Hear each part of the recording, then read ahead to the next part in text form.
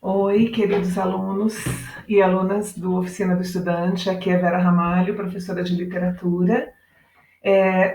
Nesse dia de hoje, o que a gente vai estabelecer aqui é uma espécie de um roteiro, uma ajuda para ler um livro incrível da Carolina Maria de Jesus, tá?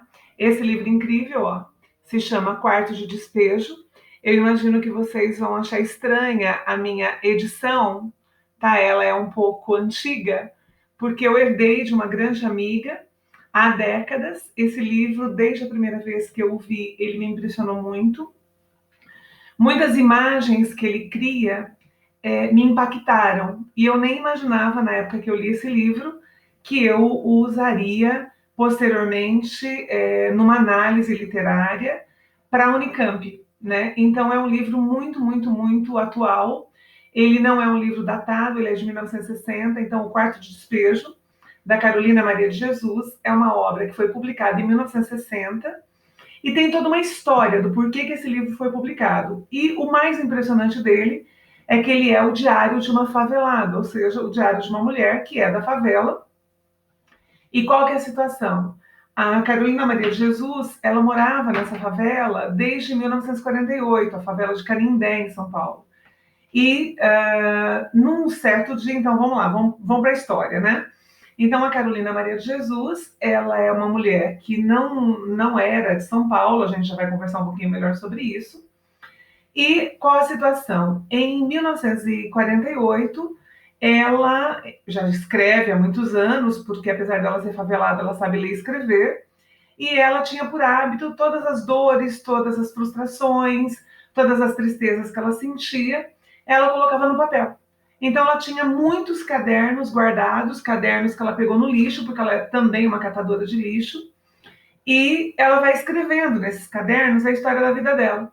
E a Carolina Maria de Jesus, então, num dado momento, ela está lá na favela de Canindé, onde ela já mora há algum tempo, e um certo dia chega um repórter da revista Cruzeiro, que é o Audálio Dantas, e quando ele chega lá e vê uma briga, ele vai, na verdade, para fazer uma reportagem envolvendo a situação das crianças nas favelas. E ele vê que num pequeno lugar de brincadeira há crianças que gostariam de brincar, mas adultos estão tomando o lugar dela. E aí sai de um dos casebres, de um dos barracos, a Carolina Maria de Jesus, e ela sai e ela fala assim: se vocês não mudarem de postura, eu vou escrever, eu vou colocar o nome de vocês no meu diário, né? Eu vou escrever contra vocês. E o Audálio Dantas, que é repórter, ele fica tão impressionado com essa postura, com essa mulher tão aguerrida, tão combativa, que ele fala assim: eu quero saber que diários são esses. E ele vai até o barraco da Carolina, e lá ele encontra inúmeros, inúmeros cadernos, e o que acontece? Ele começa a folhear, e um detalhe importante é assim: a Carolina Maria de Jesus é uma mulher que ela sempre confiou na literatura, na escrita, como uma forma de se eternizar, porque ela sabia, ela se sentia como moradora da favela como uma coisa, aquela história da reificação, o ser humano que ele é número. A gente vai encontrar isso pensando agora na Unicamp, no Racionais, né, no álbum do Racionais MC, eles também vão falar, né, dessa pessoa pobre, dessa pessoa que é vítima do preconceito social, racial, cultural, enfim. Então, eu estou fazendo só um exercício aqui de imaginar como que a Unicamp, que é a faculdade na qual esse livro ele é leitura obrigatória, como que a Unicamp pode solicitar. Enfim, então, voltando na história do Audálio, o Audálio ele vai até o barraco da Carolina, e ele faz o quê? Ele vê esses livros, e ela é uma mulher que, como ela escrevia muito, ela já tinha tentado de tudo por diversas vezes para publicar. Né? Então, às vezes saía alguma coisinha em algum jornal, mas ela nunca tinha conseguido ganhar dinheiro, e ela sonhava em ganhar dinheiro com a escrita, ela achava que a arte e a literatura era a sua tábua de salvação. Então, ela escrevia para quê? Porque ela achava que um dia alguém ia olhar para ela e alguém ia ajudá-la. E aí o Audálio, né, chegando até o barraco dela e pegando esses cadernos, que são vários e vários e vários, sujos, um lugar muito rudimentar, muito pobre, muito precário, o Audálio faz o quê? Ele pede para ela se ele pode olhar melhor para esses diários. E aí, de pronto, ele vai escrever uma reportagem na revista Cruzeiro, e essa reportagem é essa que vocês estão vendo aí na tela, tá? Ela está em destaque. Então, no dia 20 de junho de 1959, ele vai fazer o quê? Ele vai publicar fragmentos desse diário. Então, olha lá, Retrato da Favela no Diário de Carolina. Então, essa revista, ela vai fazer sucesso, ela vai chamar atenção, é um golpe de marketing, podemos dizer assim, e isso vai o quê? Atrair muita atenção para a figura da Carolina. Então, aqui é uma segunda página, né, que a gente escaneou para colocar aí, e o que você tem aí, então? Olha, a fome, tá? Fabrica uma escritora, ou seja, é a primeira vez que a gente vai ter a miséria dentro do Brasil não ficcionada. Ela vai trazer de fato a miséria que ela vivia, tá? Então essa revista ela é publicada, há um grande interesse na figura da Carolina Maria de Jesus e no ano seguinte, com o apoio do Audálio Dantas, a Carolina Maria de Jesus vai conseguir publicar o Quarto de Despejo, tá? Então vamos avançar um pouquinho e conversar mais detalhadamente sobre esse livro. Então aqui você tem, né, nessa imagem que vocês estão vendo aí, o cenário da favela, ela escrevendo no barraco, vocês estão vendo que é um lugar escuro, aí na parte de cima da tela você tem ela indo buscar água, porque a gente não tinha, né, o saneamento básico, eles iam buscar em rios, em poços distantes, muitas vezes faltava água, então você tem essa situação de miséria absoluta na qual a Carolina e as pessoas dessa favela do Canindé moravam. Mas enfim, agora vamos começar a história do início. Então, até agora, a gente falou o quê? Que é um livro da Unicamp, que ele seria um livro que, apesar dele ter 60 anos, ele não é datado, a temática dele é extremamente atual, a gente vai falar um pouco das linhas temáticas que vão se apresentar.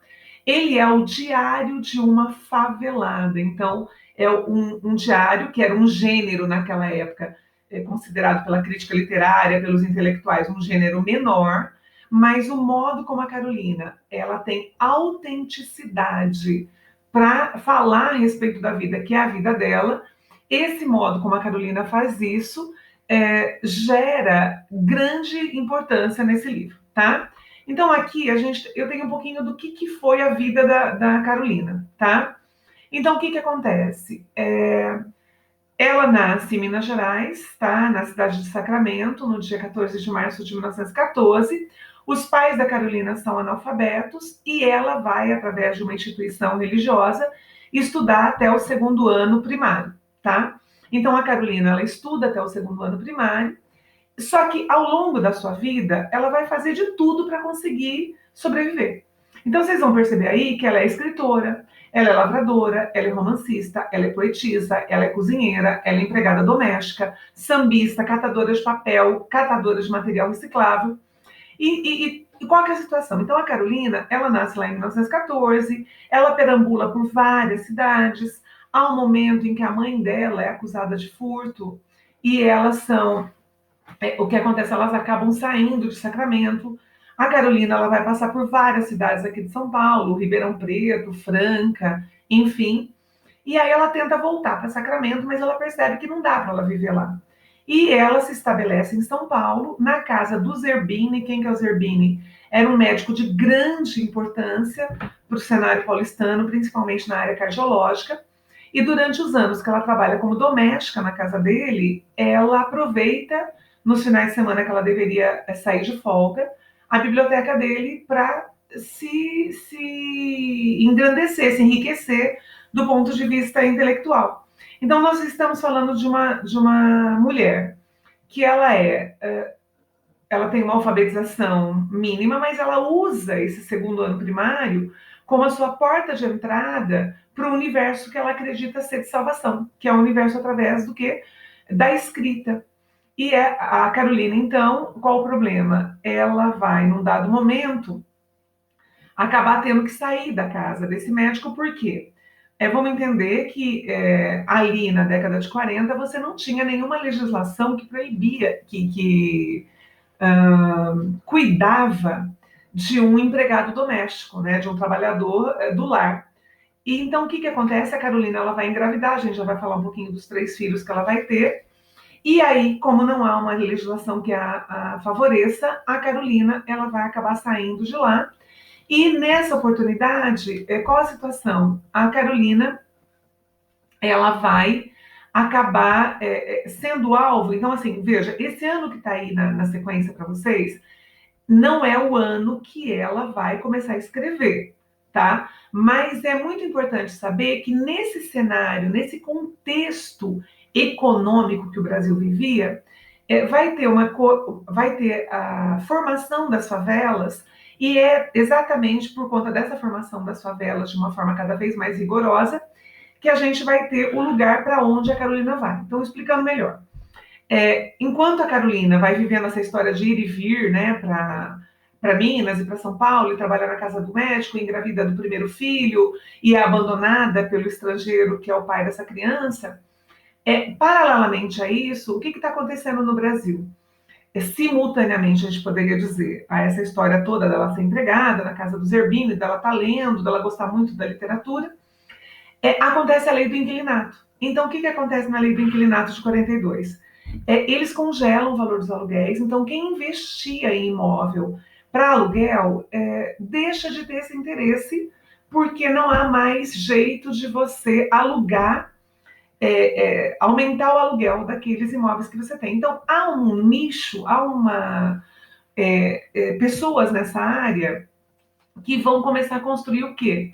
Casas de baixo custo, que é o que? A origem dos cortiços, das favelas. Eu sei que a gente já viu lá no livro Cortiço do Aloysio Azevedo, né, que é aquele livro de 1890, a história dos cortiços do Rio de Janeiro, mas a gente tem agora essa situação em São Paulo. Então, São Paulo, que era uma cidade industrializada, que trazia muitos migrantes, né, muita gente morando na cidade, ela vai ter muitas pessoas também que são do próprio país, né, que transitam e veem em São Paulo um lugar de conseguir uma vida melhor. O que acontece? Essas pessoas têm um dado momento que elas não têm onde morar.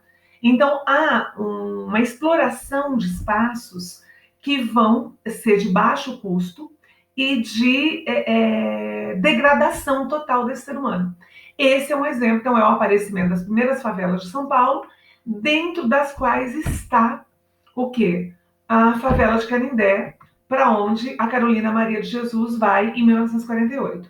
Então vale lembrar que quando ela vai para a favela, ela tem uma relação com o marinheiro português, e ela já vai para a favela e na sequência ela tem o João José, que é o primeiro dos filhos dela, tá? Então, o que acontece? Ela é abandonada por esse primeiro companheiro dela, então ela já tem que criar um filho ali sozinha, e o que ela vai fazer? Nessa ausência de empregos formais, ela vai começar a catar papel, tá? Então, depois, na sequência, ela já tem o João José, que é o primeiro filho dela, o José Carlos, que é de um outro relacionamento com o espanhol, que também vai abandoná-la, e posteriormente ainda, né, em 5 anos depois que ela mora nessa favela, ela vai ter a Vera Eunice. Olha que nome legal, né? Vera é um nome bacana. Enfim, então ela vai ter a Vera Eunice, e o que acontece? Em momento algum, a Carolina Maria de Jesus relata o nome desse pai. A gente percebe que ele tem dinheiro, inclusive dentro do quarto de despejo, sabe-se que ele é dono de uma fábrica, que ele é comerciante, mas provavelmente fosse um homem o quê? Já comprometido, e que vai fazer o quê? Ele de vez em quando, eventualmente, ele dá uma pensão, um dinheirinho para a Vera Eunice, tá? Enfim, então, vivendo nessa favela do Canindé, é que a Carolina escreve muito para fugir da fome, para fugir do sofrimento, para fugir, inclusive, uma coisa que vai aparecer nesse livro, do desejo suicida. Porque muitas vezes a vida dela é tão difícil que ela chega a pensar nisso. Por quê? Porque, pensa, é uma mulher absolutamente sozinha, uma mulher que cata papel e quando chove, por exemplo, ela não tem como conseguir esse papel para vender e sustentar os filhos, então ela sofre muito por conta disso, tá? Resumindo, então no quarto de despejo a gente vai ter o relato dessa vida difícil dela, e essa história toda, com o auxílio da Audália Dantas, vai ser publicada em 1960. Qual que é a grande importância dessa história? Então, em 1960, a Carolina Maria de Jesus ela vai conseguir publicar esse livro. Na primeira edição, a primeira edição dele, de 30 mil exemplares, ela é vendida rapidamente. Na segunda e na quarta edição, ela vende mais de 100 mil exemplares. O que significa isso, gente? Então, eu estou falando de uma obra que é um diário, que era considerado um gênero menor dentro da literatura, né? Tanto que os intelectuais faziam até entortavam o nariz para ela, a gente poderia dizer dessa maneira. E o que acontece? A Carolina ela vai vender tanto essa obra que assim que ela termina de vender, ela ganha alguns direitos autorais e ao longo do livro ela sempre falou que ela desejava muito, muito, muito sair da favela. Então ela vai pegar um pouco desse dinheiro e vai comprar a sonhada casa de alvenaria. E a gente vai descobrir depois que em 1960, então no final de 1960, ela vai comprar essa casa de alvenaria. E em 1961 ela vai escrever um livro que se chama Casa de Alvenaria, para quem não sabe, alvenaria é tijolo. Só que ela vai comprar essa casa no bairro de Santana, que é um bairro ascendente de pessoas extremamente conservadoras em São Paulo, e aquela mulher negra com 3 filhos, cada um de um pai, mesmo ela tendo recebido alguma valorização dentro do cenário literário brasileiro, ela não se sente acolhida, ela não se sente pertencente àquele lugar, tá? Então, o que é, só para a gente finalizar um pouquinho dessa história, dessa biografia da Carolina. Ela publica, então, a Casa de Alvenaria em 61, até 1963. A Carolina, ela vai fazer alguns livros, que eu até tenho um elenco dele nas próximas telas aí, só que em 1964 a Carolina é uma mulher muito combativa e ela faz um manifesto favorável ao João Goulart. E vocês sabem que na sequência a gente tem o quê? A gente tem a ditadura militar. Então a Carolina, ela não é bem vista como mulher negra, escritora, uma mulher extremamente que afronta muito, ela não é bem vista. Então ela praticamente fica neutralizada daí em diante. Ela faz de tudo para conseguir vender, para voltar para a mídia, mas ela não vai conseguir, quando a gente terminar essas telas, vocês vão ver, ela tenta até vender um disco de vinil, né, um LP, um long play, com músicas que ela compôs, mas isso também não vai dar certo. Então, em 1969, ainda com os filhos, ela vai mudar para um sítio em Parelheiros, que é uma zona bem periférica de São Paulo, e ela praticamente morre no ostracismo em 1977. É claro que você tem, atualmente, muita gente que faz análises da obra da Carolina, a gente tem biografias sobre ela, a gente tem filmes sobre ela. Então, por exemplo, tem um livro que chama Cinderela Negra, que é sobre ela. Tem um Caso Verdade, de 1982. Um Caso Verdade era... Vocês nem imaginam que seja isso, mas enfim. Havia um programa na Rede Globo que ela pegava histórias reais e ela relatava como se fosse um documentário. Então tem um deles, de 1982, que é sobre a Carolina Maria de Jesus, que se chama De Catadora de Papel, a escritora famosa, tá? Então a Carolina, ela vai ter vários momentos, inclusive um curta de um cineasta alemão em 1975 que se chama Despertar de um Sonho, e esse curta de 1975 também vai falar da Carolina Maria de Jesus. Mas uma das coisas mais interessantes do ponto de vista crítico é que talvez essa mulher nunca tenha tido o respeito necessário por aquilo que ela representa para a literatura brasileira. E quando a Unicamp traz essa obra, isso é muito bom, porque a gente consegue fazer os nossos estudantes acessarem novamente a Carolina, Como eu disse para vocês no começo do nosso falar aqui, a Carolina ela é uma mulher que, para mim, ela marcou muito, muito antes de eu saber que eu ia ser professora de literatura. Tanto que esse livro aqui, eu posso dizer para vocês que eu herdei, então ele tem mais ou menos uns 40 anos. Se hoje esse livro tem 60, quer dizer, ele fez sucesso em 1960, depois ele fez sucesso em 1980, e agora, né, a gente tem de novo esse livro no comentário geral. Por isso que valeria muito a pena que a Carolina ela fosse reeditada, ela fosse retomada dentro do cenário literário. E o bacana disso é que a Unicamp, ao trazer o livro, ela atualiza essa escritora de grande relevância. E por que ela é uma escritora de grande relevância? Então vamos lá. Eu falei para vocês, né? Ela vai ter vários livros, aqui é só um demonstrativo, O Quarto de Despejo é o livro mais famoso, depois ela faz Casa de Alvenaria, Pedaços da Fome, Provérbios. E aí, percebam, de 1963, ela continuou fazendo, até 1982, que ela já tinha falecido, fazia 5 anos. Nada dela foi retomado. Por quê? Exatamente porque a gente vivia um período de um olhar mais militar para a realidade brasileira, né, uma ditadura, onde as manifestações que envolviam pessoas pobres, pessoas negras, pessoas excluídas socialmente, essas manifestações elas não eram permitidas. Então a gente percebe nessa datação aí bastante dessa relevância. Depois aqui a gente tem um relato do Audálio Dantas, que eu falei para vocês, que foi jornalista da revista Cruzeiro, que descobriu a Carolina, né? Então ele fala aí, ó, a história da favela que eu buscava estava escrita em 20 cadernos encardidos que Carolina guardava em o quê? Em seu barraco. E eu logo vi, tá o quê? Repórter nenhum, escritor nenhum poderia escrever melhor aquela história. Por quê? Porque ali você tinha a visão de dentro da favela. E ele continua. Fui ver o livro e pela primeira vez entrei no barraco de número 9 da rua A da favela do Canindé.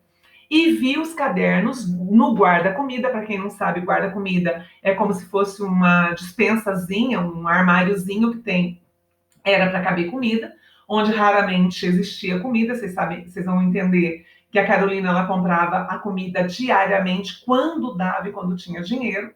E o que acontece? Esse guarda-comida estava escuro de fumaça. Por que fumaça? Porque normalmente se cozinhava dentro do casebre, com o quê? Com lenha. Né? Então você tinha aquela fuligem nas paredes, aquela sujeira, fora toda a intoxicação por fumaça que às vezes as pessoas que moravam dentro de um barraco podiam se vitimar, tá? Então, a narrativa diária da vida de Carolina e da vida da comunidade. Então, ela falava da sua luta e ela falava também do que a rodeava. Coisa bem contada, assim como aparece agora em letras de forma, sem tirar nem pôr. Só um detalhe, então, quem está lendo o livro vai perceber muitas incorreções do ponto de vista gramatical, porque o Audálio, o máximo que ele pôde, quando ele restringiu esses diários, porque ele vai dar uma recortada, vai tirar coisas muito repetitivas, não que ele não seja repetitivo, a gente já vai fazer esse comentário, mas ele tenta manter a grafia, a escrita dela, tá? Então, o que acontece? Coisa bem contada, assim como aparece agora em letras de forma sem tirar nem pôr. Eu vi, eu senti. Ninguém podia melhor que a negra Carolina escrever histórias tão negras, nem escritor transfigurador poderia arrancar tanta beleza daquela miséria toda, tá bem? Então, o que ele vai fazer? Ele promete naquele momento para ela que ele vai ajudá-la a publicar o livro. E isso vai acontecer 1 ano depois desse encontro, tá? Então, aí eu coloquei aqui para a gente entender um fragmento de um documentário cuja atriz Ruth de Souza ela vai falar em nome da Carolina Maria de Jesus. Então, a gente tem um processo de identificação dessa atriz com a escritora e ela vai falar em nome como se fosse a Carolina. Eu acho isso bem válido para a gente parar um pouquinho e tentar entender como que a Carolina se posicionava, tá? Então tá lá, vamos lá.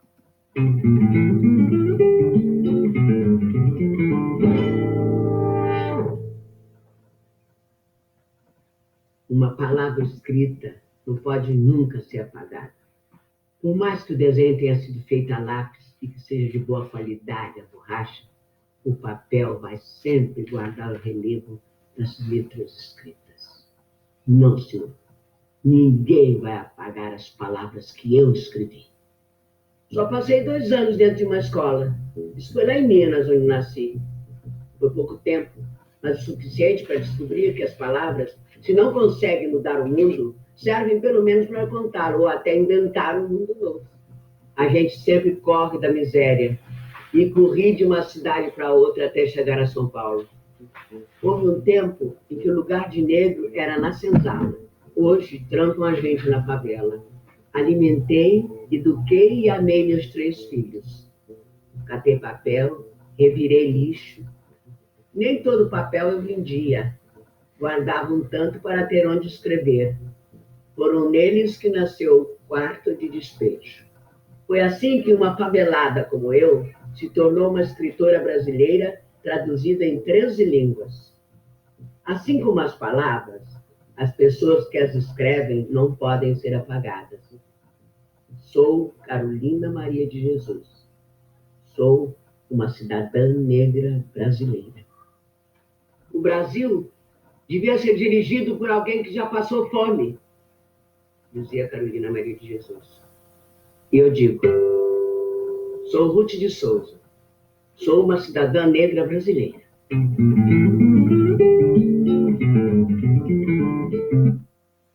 Enfim, vocês viram aí a identificação da Ruth com a Carolina Maria de Jesus. Vocês observaram as imagens, né? A mudança, inclusive, dela da favela para depois o reconhecimento. Ela fez viagem de avião, ela viajou para outros países, ela foi recebida por vários escritores, ela tinha admiração e vendia mais do que a Clarice Lispector. Ela teve algumas brigas, inclusive, com Jorge Amado, né? Então, a Carolina Maria de Jesus, houve um momento, logo depois da publicação do livro, que ela ganhou notoriedade, que ela foi reconhecida dentro da área literária brasileira e da sociedade, porque muitas pessoas quiseram incensar, ela foi chamada para jantares, ela foi chamada para conviver com pessoas que eram de uma sociedade muito diferente da dela. Mas ela transitava muito bem por esses cenários, só que é como se ela só fosse olhada no momento pós-livro, que depois ela vai cair de novo, como eu disse para vocês, vai cair não, ela vai para esse ostracismo, ela vai de novo para essa invisibilidade. E o que ela entendia? Que a escrita a tiraria da invisibilidade, tá? Então, gente, o que a gente tem aí nessa tela agora? Agora a gente vai falar um pouquinho mais do livro, tá? Então, vamos lá. Em relação à estrutura desse livro, é uma narração diária, então é um diário, e ela pertence às memórias da Carolina Maria de Jesus, né? Então, o que ela fazia dia a dia? Então, a gente tem entradas, né? Então, um diário, normalmente a gente chama cada dia que é colocado ali de entrada. Então, a Carolina Maria de Jesus vai escrever esses 20 livros em 2 momentos. Então, ela vai escrever de 15 a 28 de julho de 1955 e ela vai retomar no dia 2 de maio de 1958 até 1º de janeiro de 1960. O que é importante em relação a isso? Então, nós temos aí 5 anos, mais ou menos, de relatos. Não é perene isso, né? Não é durável, ela tem intermitências, ela vai e volta. E a gente tem que entender que isso foi um recorte que o Audálio deu para esses livros, né? Para esses diários que ela tinha. Então, o livro que vocês têm na mão para a leitura da Unicamp, ele é um livro que vai envolver 5 anos de narração memorialística. Então, o gênero é narrativo e memorialista. Por quê? Porque ele envolve um diário de 2 momentos, 2 fases, tá? E aí, qual que é a questão? Deixa eu dar uma visão geral do que a gente vai encontrar dentro do diário para depois focar nesses registros. Então, nós temos a história que começa no dia 15 de julho, com a Carolina Maria de Jesus falando o quê? Das saídas constantes dela para catar papel, passar no lugar, vender e, com o dinheiro, comprar comida e trazer para esses 3 filhos, na favela de Canindé. Só que, enquanto ela fala dela, então vocês estão vendo aí o item A, né?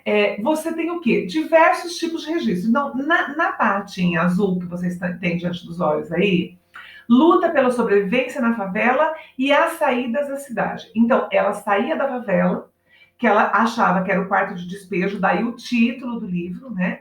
Então, ela entendia que o quarto de despejo é onde você coloca o teu lixo, é onde você coloca aquilo que você não quer, que é a favela.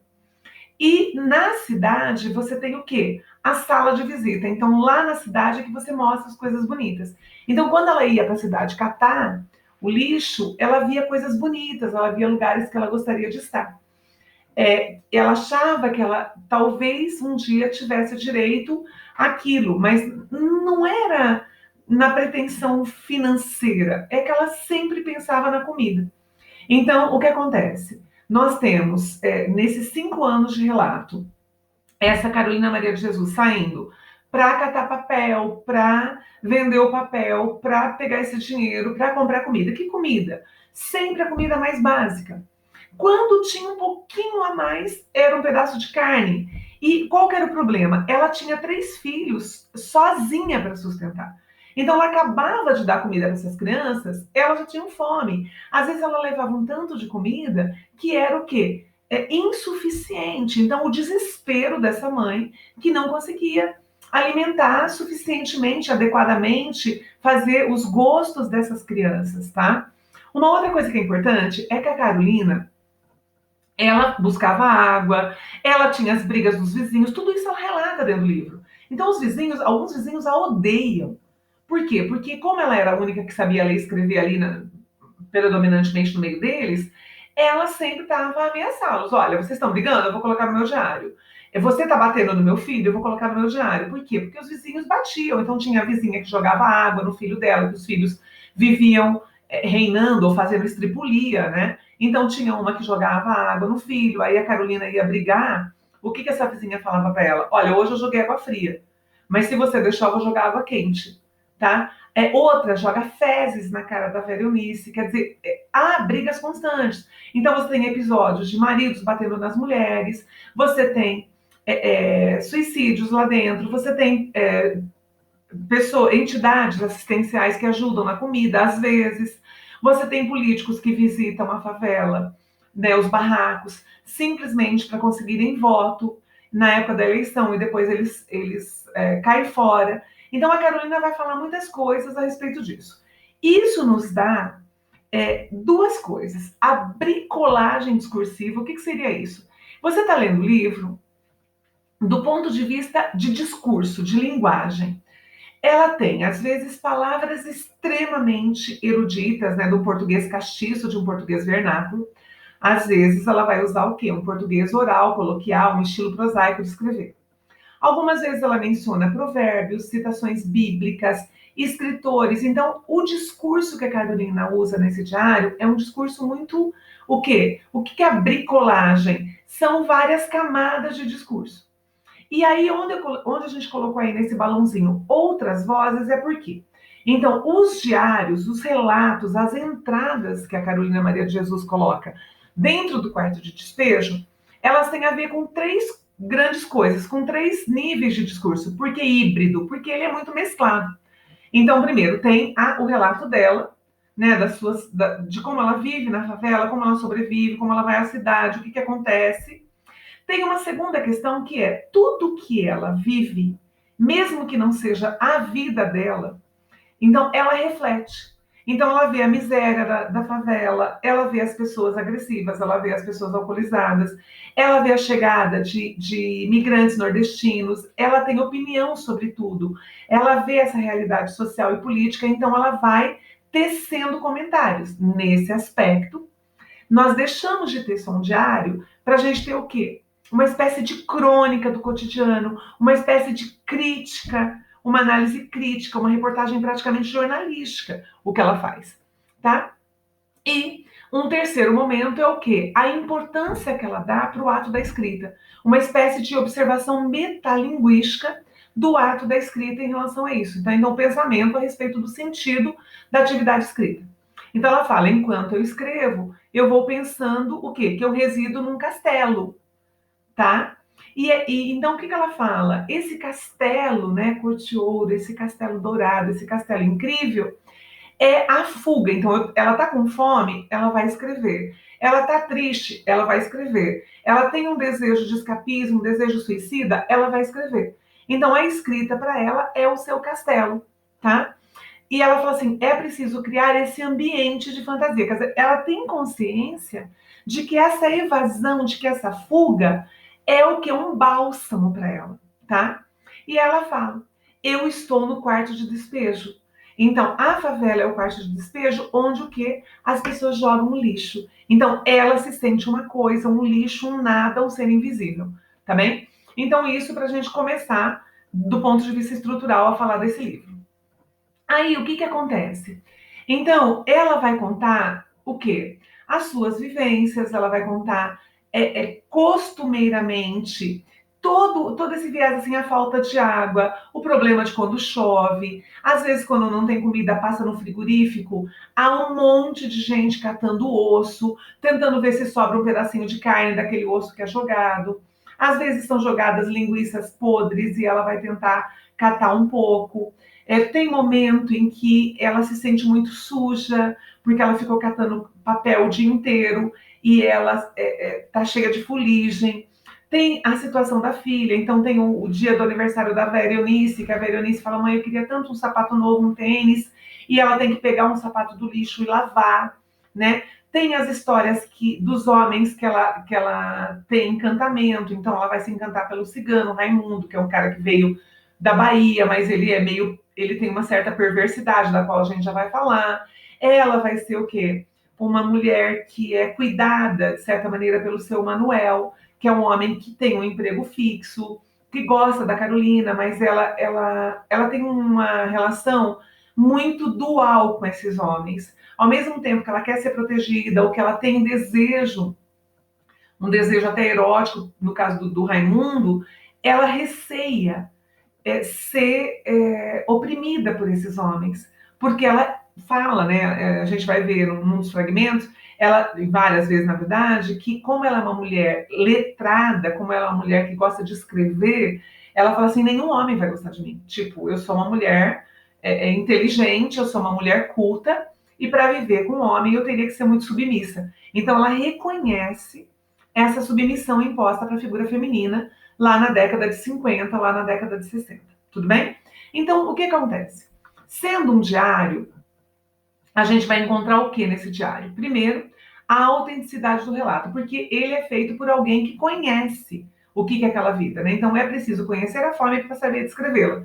Então, ela vai falar isso várias vezes. Então, ela tem uma veracidade no fato de relatar. E, ao mesmo tempo, como a realidade é muito bruta, é muito dolorida, é muito sofrida, ela cria o caráter fabular, ficcional, inventivo dentro desse relato. Então, muitas vezes ela vai criar o quê? Uma imagem onírica, uma imagem de sonho para se salvaguardar, para se proteger desse universo opressivo que que a envolve, no qual ela está envolta, tá? Então a gente vai ter a fabulação, tá? Então a narrativa de um mesmo dia, onde existe a lama e as flores, uma ambiguidade, um contraste, que na hora de uma prova pode vir como uma figura de linguagem, como a antítese, que a gente já estudou tantas vezes em sala de aula, tá? Então aí sonhei que eu residia numa casa residível. A casa tinha banheiro, tinha cozinha, tinha copa e tinha até quarto para empregada. E eu ia festejar o aniversário da minha filha, Vera Eunice. Eu sentei para comer, a toalha era alva de lírio, uma toalha alva, branca, como um lírio, tá? E eu comia bife, eu comia pão com manteiga, eu comia batata frita, eu comia salada. Só que o que ela fala? E aí, quando ela vai ver, quando eu ia comer esse bife, né, um sonho, ela acorda. Quer dizer, ela tem consciência de que a realidade é amarga. E, na verdade, ela está na favela, ela mora no meio da lama, na margem do rio Tietê, na favela do Canindé. Quer dizer, então a gente tem aí uma situação onde ela fantasia, mas a realidade é tão brutal que ela tem que voltar a ela, tá? E aí o que acontece? Só para a gente entender um pouquinho de como esse livro tem vindo no vestibular.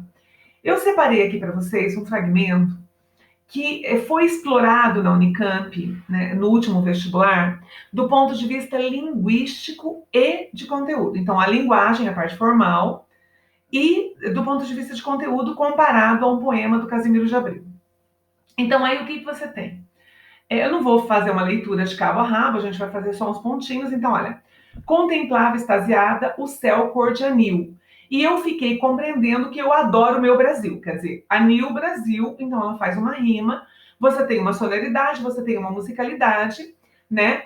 O meu olhar pousou nos arvoredos que existe no início da rua Pedro Vicente. Quer dizer, então ela vai criar uma natureza bonita do Brasil. Só que lá no final, o que ela fala? Ela vai fazer uma remessa ao Casimiro de Abreu, assim como ela vai fazer remessa ao Castro Alves, ela faz remessa a vários autores, aí você percebe o quanto ela era letrada, né? E aí ela fala assim, as folhas movia-se, você vê a discrepância aí, era para estar escrito moviam-se, né? Pensei, elas estão aplaudindo o meu gesto de amor à minha pátria. Então veja, folhas que aplaudem, o que é isso? A personificação ou prosopopeia, que é a figura de linguagem que dá o que? Características humanas a seres que não têm essa animização, tá? Enfim. Aí ela vai falar da Vera, ela vai falar do Casimiro de Abreu, ó. Ri, criança, a vida é bela. Então ele tá fazendo o quê? Ela tá usando esse poema do Casimiro que a Unicamp trouxe aí para vocês, tá?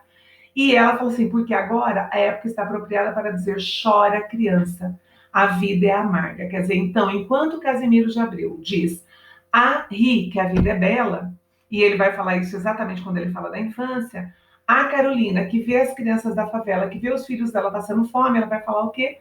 Chora criança, a vida é amarga.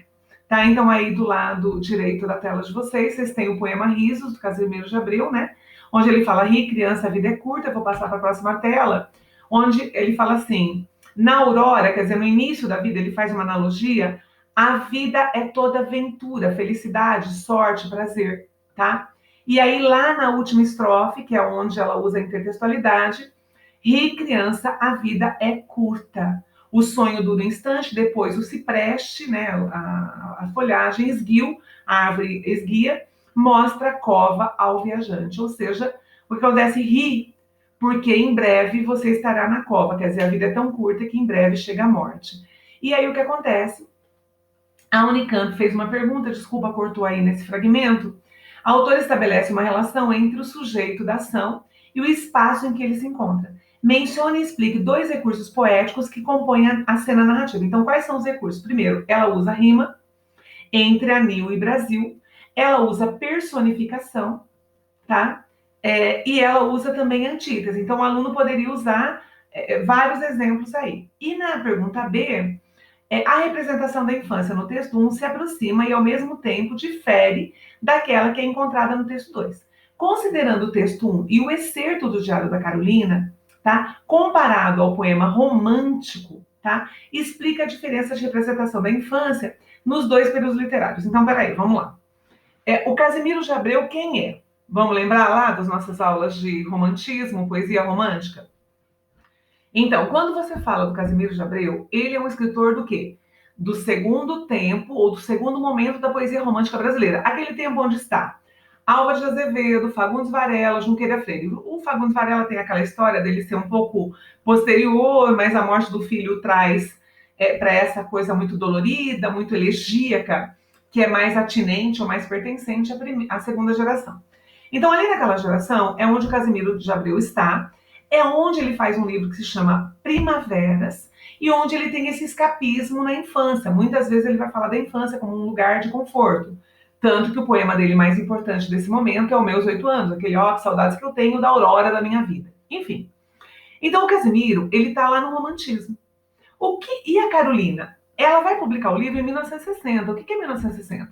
1960 é o segundo momento, na verdade, o terceiro momento, já final de terceiro momento, da literatura modernista brasileira.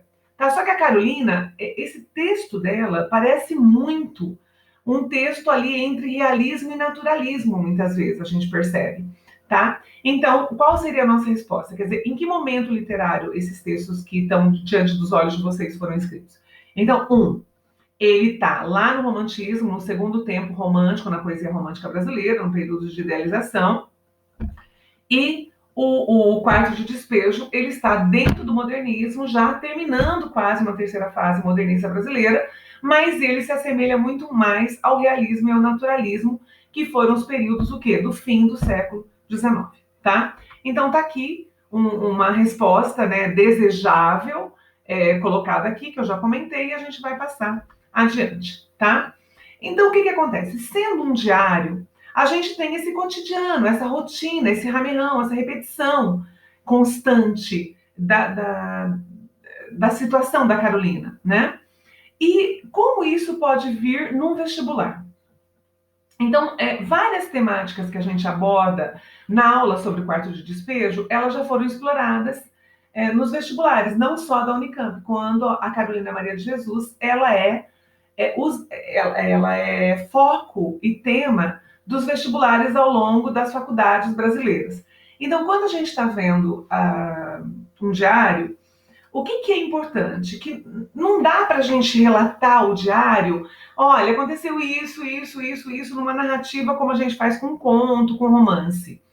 O diário, ele tem temáticas, ele tem linhas de assunto que são exploradas na hora de uma avaliação externa, na hora de um vestibular.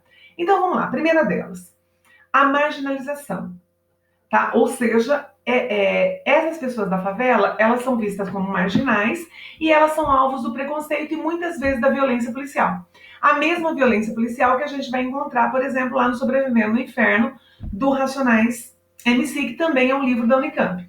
Então, o que a gente estava aí, ó? Eu estava pagando o sapateiro, né? Então, a Carolina está colocando isso, e conversando com um preto que estava lendo um jornal. Ele estava revoltado com um guarda civil que espancou um preto e amarrou numa árvore. O guarda civil era branco.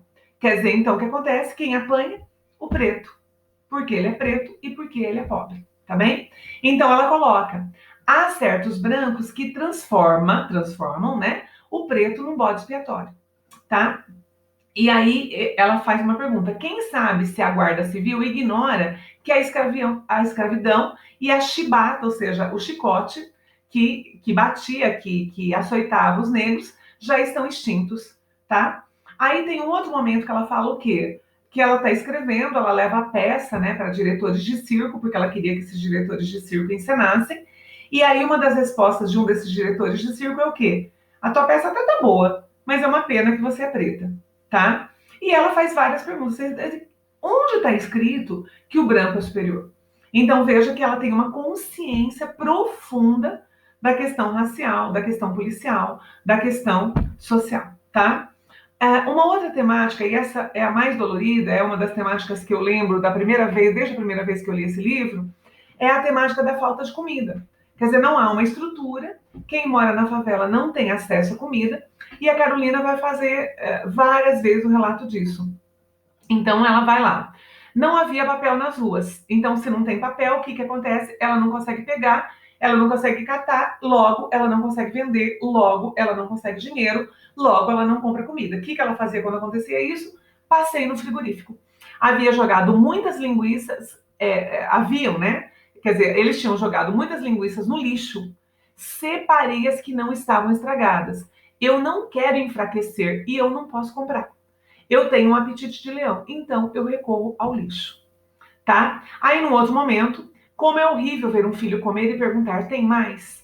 Fica oscilando dentro do cérebro de uma mãe que olha e não tem mais comida, tá? Então, aí, nesse dia, ela ainda vai, pulei um fragmento aí, quando cheguei do palácio, que é a cidade, os meus filhos vieram dizer que haviam encontrado o quê? Macarrão no lixo. E aí o que acontece? Ela vai fazer esse macarrão que eles acharam no lixo para eles comerem com feijão. E o filho José falou que para ela, mãe, a senhora falou que a gente não ia comer mais nada do lixo. E o que ela fez? Como ela teve que quebrar a palavra dela, ela fica fula. E aí ela tem ódio do Juscelino Kubitschek, que era o presidente do Brasil de então, E ela fala o quê? Que ela tem ódio da classe política que não olha para os pobres. Então aqui ela está falando da falta de alimento e também, de certa maneira, está culpabilizando o descaso do poder público com os pobres. Ela vai fazer isso depois, a gente vai ver mais à frente, tá? Aqui, olha, ela fala novamente da fome, né? Que efeito surpreendente faz a comida no nosso organismo. Eu, antes de comer, vi o céu, as árvores, as aves, tudo amarelo. Depois que comi, tudo normalizou-se aos meus olhos, tá? Então, ela fala o quê? Que o espetáculo mais bonito e mais lindo é o quê? Ter o que comer. Ela vai falar isso várias vezes, né? Dói pra gente, às vezes, quando a gente pode escolher a comida ainda, ela está falando de alguém que não pode escolher, que não tem opção, tá? Uma outra temática, obviamente muito recorrente no livro, é a exclusão social. Isso fica claro desde o título, né? Ah lá, quando estou na cidade, tenho a impressão de que estou na sala de visita. Veja que eu mostrei aqui uma antítese, né? Um dualismo, um conflito entre a cidade, que é o lugar que ela percebe o quê? Que é um lugar de inclusão, que é um lugar de dignidade, essa é a percepção que ela tem, parece que as pessoas vivem melhores lá, né, com seus lustres de cristais, tapetes de veludos, olha como ela escreve, almofada de cetim, aqui vocês estão vendo que ela não domina a palavra, mas ela escreve muito bonito. E quando estou na favela, tenho a impressão de que estou no quê? Sou um objeto fora de uso, digno de estar no quarto de despejo, tá? E aí ela faz pergunta, né? Será que Deus sabe que existe a favela e os favelados passam fome? Quer dizer, tem hora que ela se revolta até com o elemento divino, tá? E ela repete, os favelados são mendigos, tá? Ela fala o quê? O tempo todo que ela parece que ela vive no meio do quê? Do lixo, do desprezo, tá? Então sempre a Carolina Maria de Jesus, ela coloca isso. A exclusão social, então. Outra temática que não foi explorada...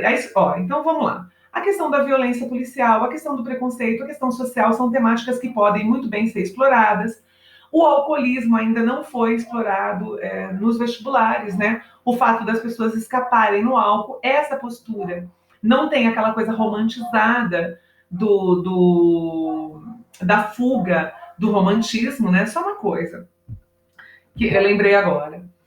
A favela, às vezes, dentro da literatura brasileira, ela era meio que um cenário, parece de uma novela televisiva. Às vezes a pessoa pobre dentro de uma novela, ela tem um cenário muito falseado, muito mentiroso, muito ficcional. Então é como se a literatura brasileira também trouxesse a favela, muitas vezes, maquiada. E a Carolina, ela vai trazer essa favela sem maquiagem, tá? Então não tem essa romantização, não tem essa idealização. Então, entre as temáticas dessa coisa bruta da favela, tá o quê? Às vezes o fato de uma família fazer com que uma criança pequena vá buscar bebida para a família inteira, tá? Então lá, assustei quando ouvi meus filhos gritar. De novo, gente, eu vou ler do jeito que está no livro, tá? Conheci a voz de Vera, vim ver o que havia. Era Joãozinho, filho da Deolinda, que estava com um chicote na mão, atirando pedra nas crianças. Corri e arrebatei-lhe, tirei, olha que bonito, arrebatei-lhe, né? O chicote das mãos, senti o cheiro de álcool. O que acontece? Uma criança cheirando álcool. Pensei, ele está bêbado, porque ele nunca fez isso. Um menino de 9 anos, o padrasto bebe, a mãe bebe, a avó bebe, e ele é quem vai buscar, é ele que vai comprar pinga. E ele vem bebendo no caminho. Quando chega, a mãe pergunta admirada, só isso? Como os negociantes são ladrões. Então, o que acontece? Esse menino, o que acontece? Ele bebe e ele começa a criar uma bagunça, uma agressividade na favela. Tem outro, e a Carolina, ela fala assim, é muito raro ela beber. Porque ela acha que o álcool desvia os sentidos.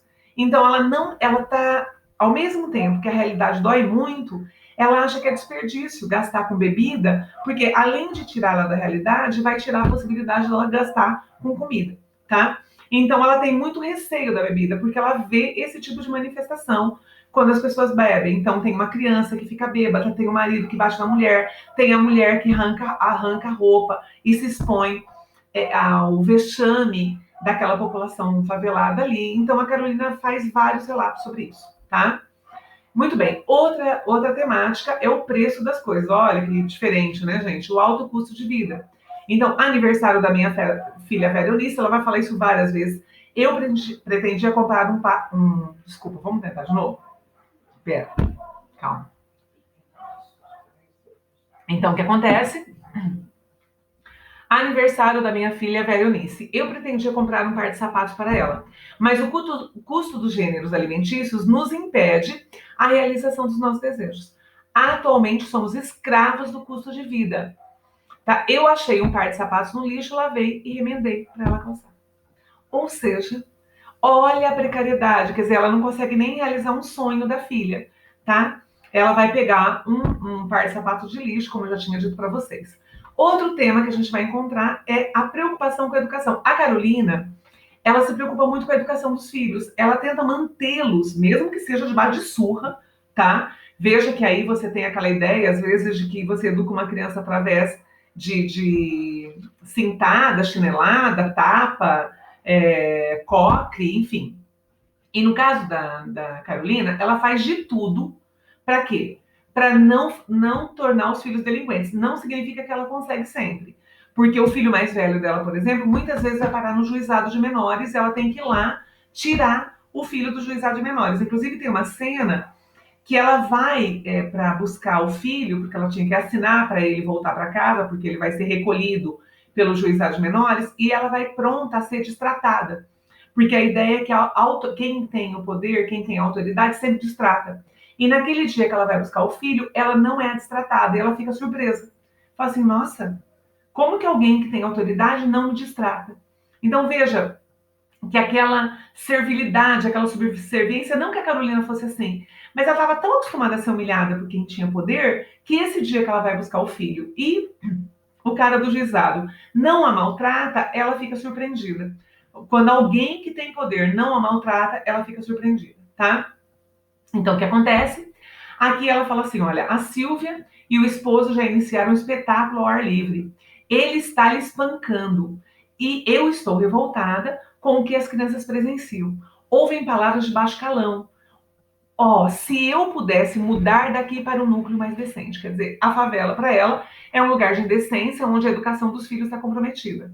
Tá? Num outro relato, ela vai falar, né, quase um ano depois, vocês estão vendo aí, o que ela fala?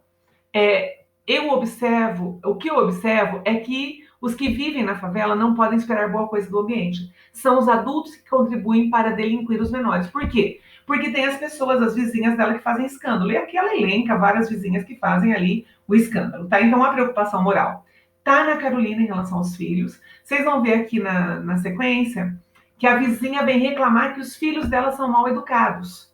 E ela fala assim, não são, eu bato, eu puno, eu determino que vão, né, no caso do filho mais velho, né, o João, que está aí com 7 anos, ele vai para a escola, tá? Então, o que acontece? Ela fica fula. E ela fala, mas são crianças, né? Onde é que essa mulher está vendo defeitos nos meus filhos? E ela fala, eu procurei formar o meu caráter e o dos meus filhos, tá? Então, desde que eu estudei, eu acredito na educação. E ela está vindo aqui reclamar comigo. Inclusive, ela fala no outro relato que a mãe dela queria que ela estudasse para professora. O interessante disso é que no futuro da Carolina, ela vai ver a Vera Eunice se tornando professora. Existe uma entrevista, inclusive, naquele programa de entrevistas do Pedro Bial, onde a Vera Eunice fala da mãe dela. E fala do orgulho dela ter se tornado professora por influência da mãe, tá bem? Então, o tempo todo, ela vai falar isso. A mãe ajudou, através da formação do caráter, a gostar das pessoas humildes e das pessoas fracas, respeitá-las, e essa mãe queria que, para ela ajudar, ela se tornasse professora. Quer dizer, então a educação está muito na preocupação daqueles que têm consciência do papel da educação para mudar a vida de uma pessoa miserável, tá? Muito bem, vamos adiante. A Carolina, ela cuida dos 3 filhos, que são cada qual de um pai, como a gente já falou, sozinha. E dentro da favela existem muitas outras mulheres que fazem isso. Então, uma temática que também não foi explorada no vestibular, mas que é uma temática que já era atual lá na década de 50 e continua atual agora, é o que? A estrutura familiar monoparental. O que é isso? Quem comanda a família, quem banca as contas da família, quem educa os filhos é uma pessoa, nesse caso, a mulher, tá? Então, ela vai falar isso e ela tem uma consciência muito clara o quê? Vamos lá. A casa tem 5 filhos, então ela está falando de uma família que mora perto dela, e a velha é quem anda o dia inteiro pedindo esmola. Então, veja, tem 5 pessoas dentro da casa, mas é uma velha, uma senhora que vai dar sustentação. Então, a família é sustentada por uma pessoa. Então, isso é a estrutura monoparental, tá? As que os esposos adoecem e elas, no penado da enfermidade, mantêm o lar. Quer dizer, o marido fica doente e quem mantém o lar é a esposa. Os esposos, quando vê as esposas mantendo o lar, não saram nunca mais. Quer dizer, então ela mostra o que muitas mulheres eram exploradas pelos homens, elas trabalhavam e eles o que? Ficavam numa atitude parasitária, tá? E aí, no outro relato, ela fala, refletir, preciso ser tolerante com os meus filhos, eles não têm ninguém no mundo a não ser eu. Como é pungente, olha a palavra sofisticada, como é difícil, né, dramática, a condição da mulher sozinha, sem um homem, tá? Para dar apoio na criação dos filhos. Então, isso também pode vir na hora de uma prova.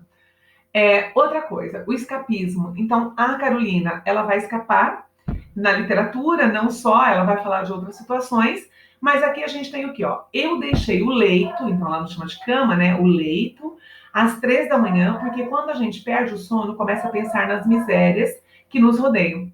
Deixei o leito para poder escrever, ou seja, de novo aquela ideia, ela tá insone, preocupada, não sabe o que vai dar de comida para os filhos, e ela vai escrever. Enquanto escrevo, vou pensando que resido num castelo cor de ouro, já mostrei esse fragmento lá no começo, tá? Que reluz na luz do sol, que as janelas são de prata, as luzes de brilhantes, que a minha vista circula no jardim e eu contemplo as flores de todas as qualidades. É preciso criar esse ambiente para esquecer que eu estou na favela. Fiz o café, fui carregar água, olhei o céu, tá? E a estrela d'alva estava lá. Só que o que acontece? Então, eu vejo a estrela, mas eu piso na lama. Quer dizer, tem o desejo lá num lugar inalcançável, mas o meu lugar é de lama. As horas que eu sou feliz é quando que eu resido nos meus castelos imaginários. Então, isso é um escapismo, eu já falei para vocês, que ela fala de quem escapa na bebida, de quem escapa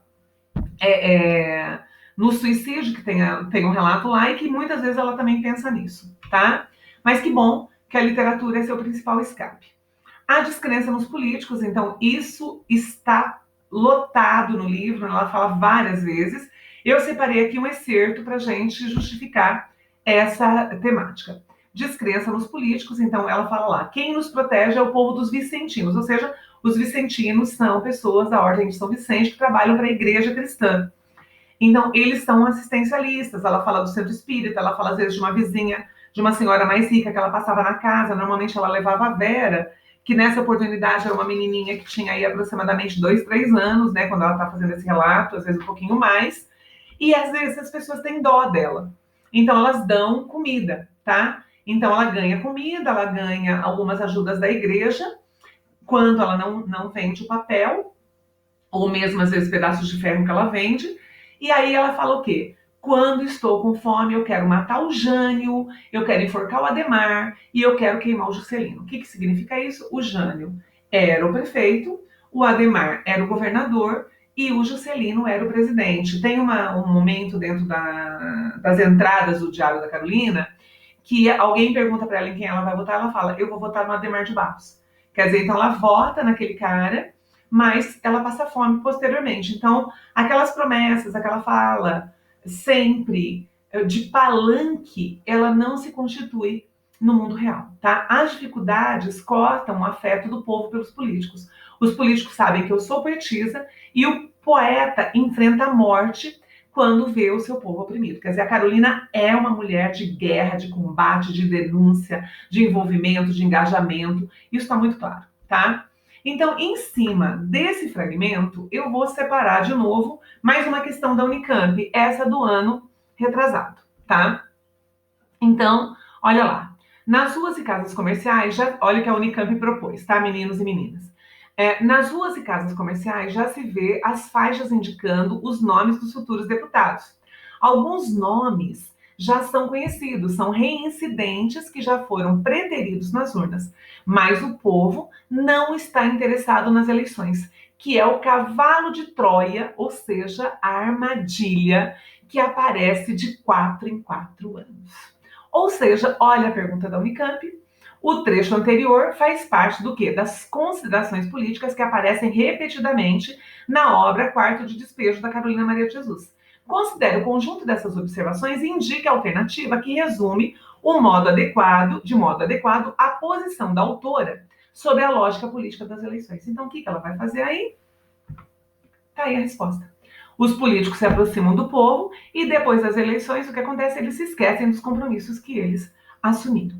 Tá? Veja que ela é uma mulher totalmente inserida no contexto político, social, racial, econômico, né? Então, o diário dela é a fala dela, mas também é um olhar, o que? Muito crítico, uma crônica para aqueles costumes, para aqueles hábitos, para aquelas situações das quais ela e os seus pares eram vítimas, tá? Então, avançando, eu coloquei essa questão da Unicamp para ilustrar como isso pode vir no vestibular. Detalhe, a primeira questão da Unicamp foi sobre linguagem e sobre diferença de escolas literárias, então estava bem atinente à literatura. Essa, ela está com a dimensão política da obra literária. Vamos lembrar? Então, um texto literário, ele não precisa necessariamente vir só com recorte estético. Ele pode ter o quê? Uma pergunta de dimensão política, de dimensão econômica, de dimensão social, de dimensão cultural, enfim, várias dimensões, vários aspectos do texto literário podem ser solicitados no vestibular. O nosso exercício aqui como professor, meu ofício aqui como professora da oficina do estudante é o quê? Trazer esse olhar e pedir que durante a leitura que vocês estejam fazendo no quarto de despejo, vocês observem essas diversas camadas, essas dimensões, esses ideários presentes que mostram que a Carolina, ela tem o quê? Ela tem uma tessitura, o tecer, o fazer do livro dela é muito rico. Esse diário, que era para ser uma coisa só íntima, ele está muito vinculado a aspectos muito atuais da sociedade. Então, é muito importante, durante a leitura, o quê? Esse olhar de vocês, tá bem? Um outro tema, eu não vou ler todo esse excerto aí, é o quê? A sexualidade precoce observada nas crianças. Então, por exemplo, o filho da Carolina, tá? É o que acontece. Muito pequeno, quando ele tem lá seus 8 anos, ele já quer o quê? Saber de mulher. Então, veja que ela fala, olha, eles estão tão expostos, tá? Que o João é o segundo filho dela, o João José, quando ela começa a relatar, ele tem 5 anos, aí ele já deve ter em torno de uns 6 ou 7 anos, ele já quer saber de mulher, tá bem? Então, ou às vezes aos 9 anos já quer saber de mulher, já quer saber de bebida, mas aí ela tá falando especificamente da sexualidade, tá? A violência, né? Então, ela fala de todo tipo de violência. Aqui eu recortei um momento que fala das brigas, né? A favela ficou quente igual pimenta. Então, às vezes ela acusa, veja que ela, sendo mineira, morando em São Paulo, ela vê negativamente as pessoas do norte que também chegam à favela. Então, você vê o adensamento, ou seja, como falo, a favela se avolumando cada vez mais de moradores e vindo o quê? Migrantes para essa favela do Canindé, e ela percebe o quê? Que quanto mais gente chega, mais as diferenças elas começam as polaridades elas começam a se destacar, e aí isso descamba na violência física, tá? Então por isso que ela fala que a favela é o quê? Um lugar cheio de violência, tá? Então, olha lá, a favela ficou quente igual pimenta, fiquei na rua até 9 horas para prestar atenção nos movimentos da favela, para ver como é que o povo age à noite, né? Não interfiro, porque não gosto de polêmica. Mentira! Ela adora uma briga, tudo ela fala que ela vai registrar, né? E depois, posteriormente, ela sair da favela, ela também vai gostar. O pior na favela é que as crianças presenciam. Toda criança da favela sabe como é o corpo de uma mulher, porque quando os casais se embriagam e brigam, a mulher o quê? Para não apanhar, ela sai nua, pelada pela rua. Então a favela é um quarto de surpresas, tá? Então o que acontece? Ela fala que ela mora lá faz 11 anos e que ela tem nojo de presenciar. Então, ela fica desesperada, né, sobre isso. Uma outra, essa é uma temática incrível para vestibular, tá? O feminismo. Então, algumas coisas aí. Então, primeiro, feminismo. A Carolina, ela é uma mulher empoderada. Como assim? Então, ela coloca várias vezes a sua autonomia, o desejo dela não ser mandada, tá? Primeiro ponto. Segundo ponto, a beleza negra. Ela adora, né? Ela fala isso. Olha, adoro a minha pele negra, o meu cabelo rústico, tá? Ou seja, ela fala assim que o cabelo dela é educado, onde coloca fica, né? E que o cabelo do branco fica em movimento, fica todo bagunçado, é indisciplinado. E o cabelo dela é um cabelo educado, tá? É bem legal isso aqui. E ela fala o quê? Se ela voltar em outra encarnação, ela quer voltar negra. Então, ela quer voltar preta. Veja que ela tem a consciência plena da sua condição. E a misoginia, que é o quê? Aquela ideia do desprezo do homem em relação à mulher. E ali no começo, em verde, o que eu coloquei?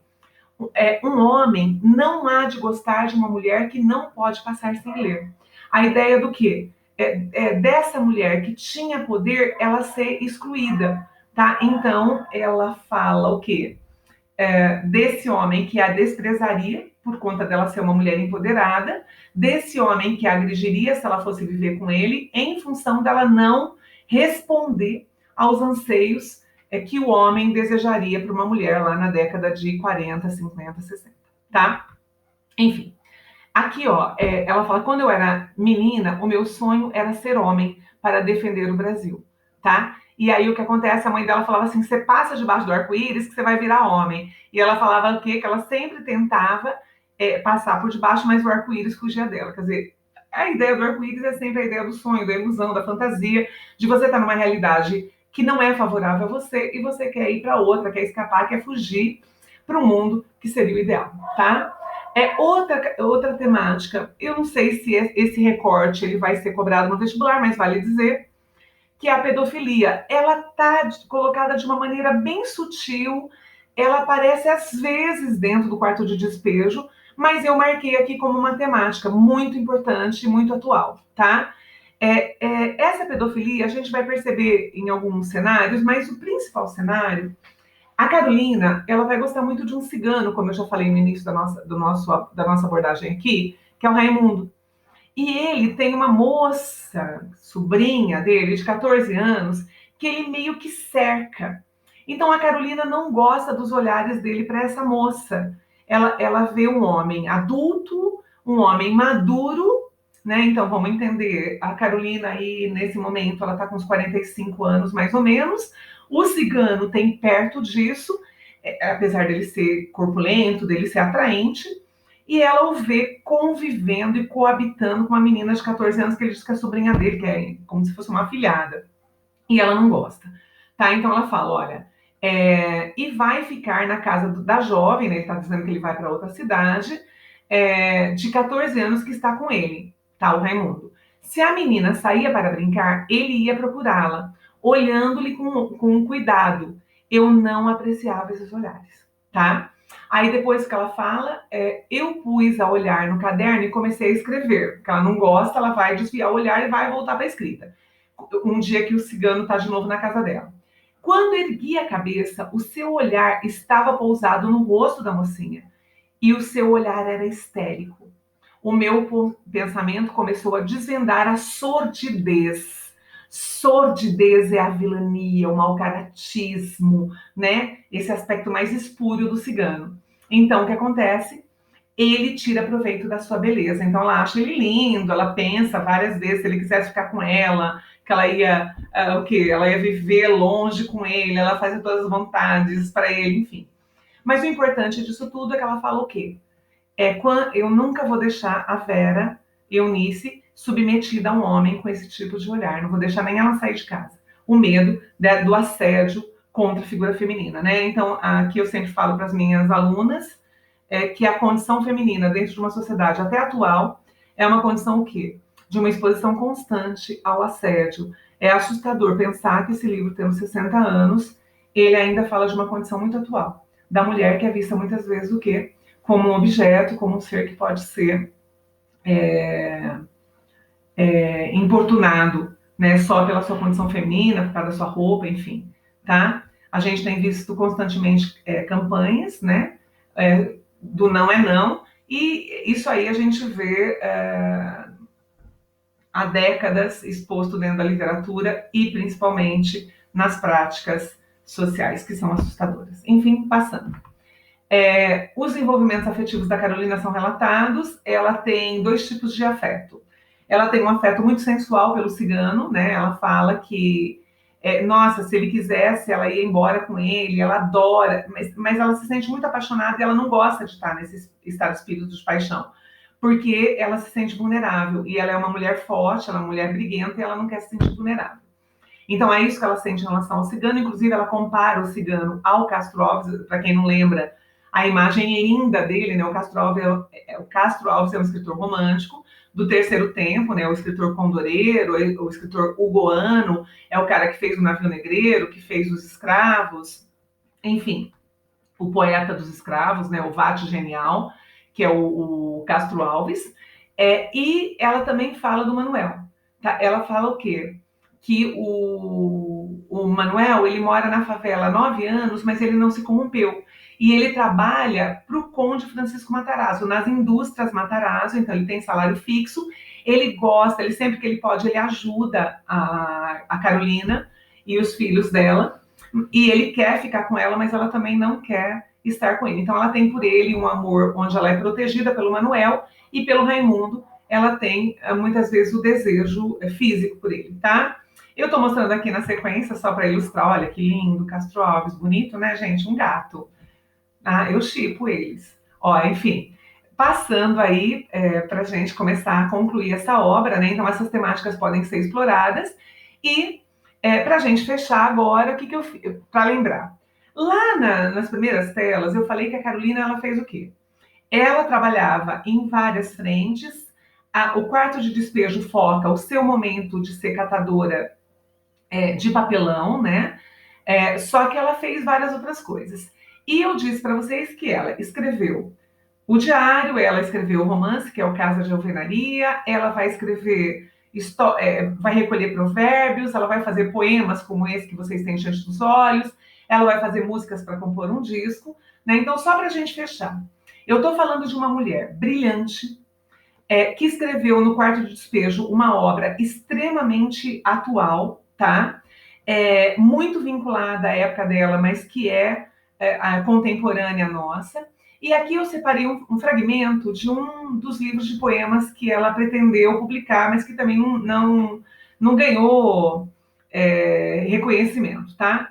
Quando infiltrei na literatura, sonhava só com a aventura, com a felicidade, com a sorte. Minha alma estava cheia de anto, ou seja, de encantamento. Eu não previ o pranto, ou seja, o choro, o sofrimento. Ao publicar o Quarto de Despejo, concretizava assim o meu desejo, que vida, que alegria. E agora, Casa de Alvenaria, outro livro que vai circular. Quer dizer, então ela está cheia de encantamento quando ela faz esse poema, porque ela tinha acabado de publicar o Quarto de Despejo, ela estava sendo entrevistada, ela estava viajando no Brasil, ela tinha ido para outros países, tá tudo bem. Só que as coisas não vão continuar assim, né? Como eu disse para vocês, no início da biografia dela, no início da aula sobre a biografia dela, ela vai terminar o quê? Totalmente isolada naquele sítio dela em Parelheiros, tá? Aqui eu continuei mostrando fragmentos. Olha, só uma coisa nessa segunda estrofe. Na campa silente e fria, silenciosa e fria. Isso é poesia romântica pura, tá? De onde ela tira, né? Ela é influenciada pelo Álvares Azevedo, pelo Castro Alves, pelo Casimiro de Abreu. Você percebe que ela leu muitos livros de poesia romântica, tá? E aí, para a gente fechar, tem esse exercício da Universidade Federal do Rio Grande do Sul, de 2018. Na verdade, ele faz um apanhadão do que é o Quarto de Despejo, tá? Então lá, a história estruturada em forma de diário abarca 5 anos da vida de Carolina, que, segundo a narradora, suporta sua rotina de fome e violência através da escrita. Isso é verdade. A autora produz uma narrativa de grande potência, apesar de desvios gramaticais, isso é verdade. A narradora reflete sobre a desigualdade social, sobre o racismo. A força do texto está no depoimento de quem sente as mazelas no corpo e ainda assim se apresenta como uma voz vigorosa e propositiva. Ela é uma mulher de embate, ela é uma mulher engajada. Verdade também, o livro, relato atípico na tradição literária brasileira. O diário não era um gênero de valor. Nunca obteve sucesso editorial. É mentira que nós falamos, que logo de cara ela vende 30 mil livros da primeira edição, depois ela vai vender mais de 100 mil livros, vai ser traduzida em 14 países, tá? Em 14 idiomas, em mais de 40 países, tá? Então, o que acontece? O livro foi, sim, permanecendo esquecido até os dias de hoje. Mentira, tá? Talvez ela não tenha uma edição tão primorosa de toda a obra dela, mas ela nunca foi esquecida. Portanto, a alternativa aí, vocês já perceberam, tá? É a alternativa D. As 3 primeiras são verdadeiras e a última é falsa. Isso aqui é a capa do disco, né, do LP, que ela tentou lançar, que não obteve sucesso, tá? E aqui você tem, ó, Vedete da Favela, essa segunda música, era um dos apelidos da Carolina na favela. Só para lembrar, assim que ela publica o Quarto de Despejo, ela praticamente, ela é execrada da favela. Tá? Por quê? Porque quando ela publica o Quarto de Despejo, ela publica com os nomes dos favelados e muita gente não vai gostar. Então ela tinha um núcleo de amigos, mas muita gente vai odiar a Carolina Maria de Jesus. Então ela vai ter vários apelidos, entre eles Vedete da Favela, que você vai ver, né? Pinguço, né? Acende o Fogo, Pobre o Rico, Simplício, enfim, o Malandro, Muamba, que ela vai falar das coisas que se vendem na favela, enfim.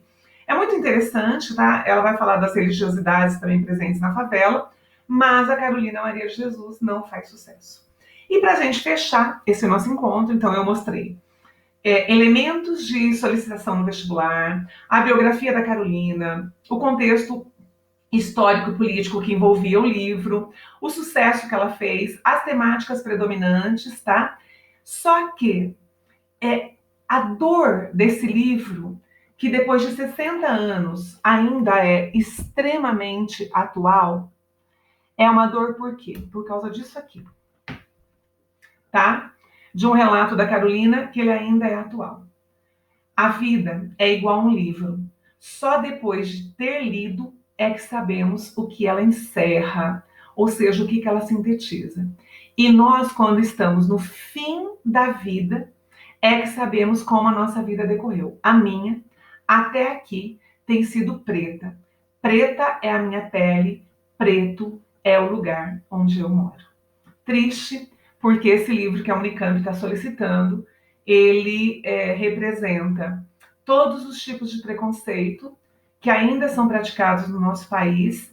Ele é um livro de grande importância e eu acho que, independente de ser um livro de vestibular, por favor, guarda um tempo precioso da tua existência para ter um olhar de empatia por um lugar que talvez seja um lugar onde você não esteja. Leia O Quarto de Despejo. Esse nosso encontro foi um prazer. Obrigada, alunos, obrigada, alunas, tá? Mais uma aula nossa aqui de livro. Em breve a gente se encontra para uma outra aventura literária, tá? Obrigada pelo carinho, obrigada pela atenção. Beijo.